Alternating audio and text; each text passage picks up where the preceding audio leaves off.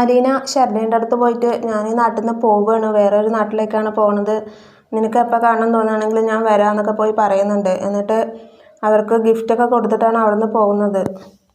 ബാലചന്ദ്രൻ മക്കളെ എല്ലാവരെയും വിളിച്ചിട്ട് പറയുന്നുണ്ട് അലീന നാളെ ഇവിടെ നിന്ന് പോകും, ഇനി ഇവിടെ ഉണ്ടാവില്ല എന്നൊക്കെ പറയുന്നുണ്ട്.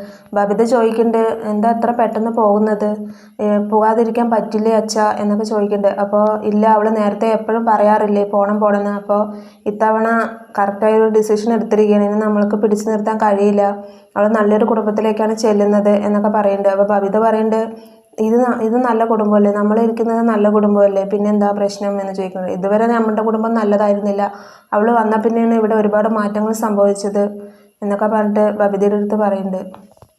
അവൾ പോകുന്നതിൻ്റെ യഥാർത്ഥ കാരണം എന്താണെന്ന് കൃഷ്ണമോൾക്ക് അറിയില്ലേ എന്നൊക്കെ പറഞ്ഞിട്ട് കൃഷ്ണൻ്റെ അടുത്ത് ചോദിക്കുന്നുണ്ട്.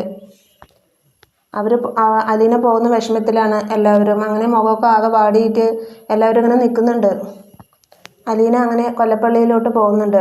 എത്തിയത് മനു അവിടെ ഉണ്ടാവും. മനു പറയുന്നുണ്ട് യാത്ര ചോദിക്കാൻ വേണ്ടി വന്നതായിരിക്കും, ഇങ്ങനെ ഒരു വരവ് ഞാൻ ഒരിക്കലും പ്രതീക്ഷിച്ചില്ല, എന്നെ മറക്കും അല്ലേ, എൻ്റെ അടുത്തും യാത്ര പറഞ്ഞിട്ട് പോകാനാണോ ഉദ്ദേശിക്കുന്നത് എന്നൊക്കെ പറയുന്നുണ്ട്. അപ്പോൾ ആദ്യം എനിക്കൊന്ന് മാഡത്തിനെ കണ്ട് പറയണം, ഞാനിവിടെ നിന്ന് പോവുകയാണ്, ഇനി ഒരു ശല്യമായിട്ട് ഇവിടെ ഉണ്ടാവില്ല എന്നൊക്കെ എനിക്ക് സംസാരിക്കണം, കുറച്ച് കാര്യങ്ങളൊക്കെ പറയാനുണ്ട് എന്ന് പറഞ്ഞിട്ട് അങ്ങനെ വൈജയന്തിയുടെ അടുത്ത് പോകുന്നുണ്ട്. വൈജയന്തിയുടെ അടുത്ത് പോയിട്ട് മാപ്പ് ചോദിക്കുന്നുണ്ട്, എന്നെ ശപിക്കരുത്, എന്നെ വെറുക്കരുത്,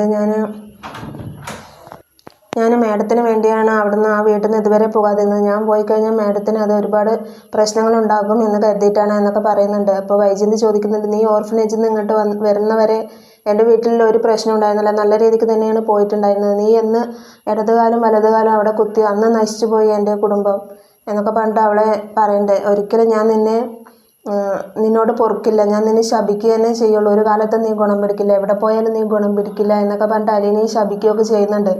മാഡം സാറിനോട് നല്ല രീതിയിൽ പെരുമാറണം, എപ്പോഴും ചാടിക്കളിക്കുന്ന പോലെ ചാടിക്കളിക്കരുത്, അച്ഛൻ പിന്നെ പൊട്ടിത്തെറിച്ചെന്ന് വരും എന്നൊക്കെ പറയുന്നത്. എൻ്റെ ഭർത്താവിനോട് പെരുമാറുന്നത് എങ്ങനെയാണ് നീ എന്തിനാണ് എനിക്ക് പറഞ്ഞു തരുന്നത്, 22 വർഷമായി ഞാൻ അയാളുടെ കൂടെ ജീവിക്കുന്നു, ബാലചന്ദ്രൻ്റെ അടുത്ത് എങ്ങനെ പെരുമാറണമെന്ന് എനിക്കറിയാം, അത് നീ എന്നെ പഠിപ്പിച്ചു തരേണ്ട ആവശ്യമില്ല എന്നൊക്കെ പറയുന്നുണ്ട്. അപ്പോൾ അലീന പറയുന്നുണ്ട് 22 വർഷങ്ങൾക്ക് മുമ്പ് ആണൊരുത്തൻ്റെ കൂടെ ജീവിച്ചിട്ടുണ്ടായിരുന്നില്ലേ, ആ കാര്യം നിങ്ങൾ മറക്കരുത്, ആഗ്രയിൽ വെച്ച് ഉണ്ടായ സംഭവങ്ങളൊന്നും മറക്കരുത്, അതും എന്ന് ഓർക്കണം എന്നൊക്കെ പറയുന്നുണ്ട്. അത് കേട്ടതും വൈജയന്തിയുടെ മുഖം ആകെ സങ്കടം വന്ന പോലെ ആവുന്നുണ്ട്. പെട്ടെന്ന് അവളിങ്ങനെ പറയുന്നത് കേട്ടപ്പോൾ വൈജയന്തിക്ക് ഒരുപാട് വിഷമമാവുന്നുണ്ട്.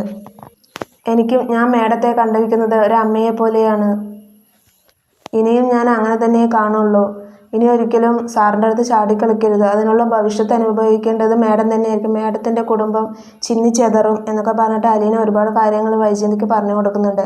അപ്പോൾ ഇന്നത്തെ എപ്പിസോഡ് ഇത്രയേ ഉള്ളൂ. Thank you for watching my video.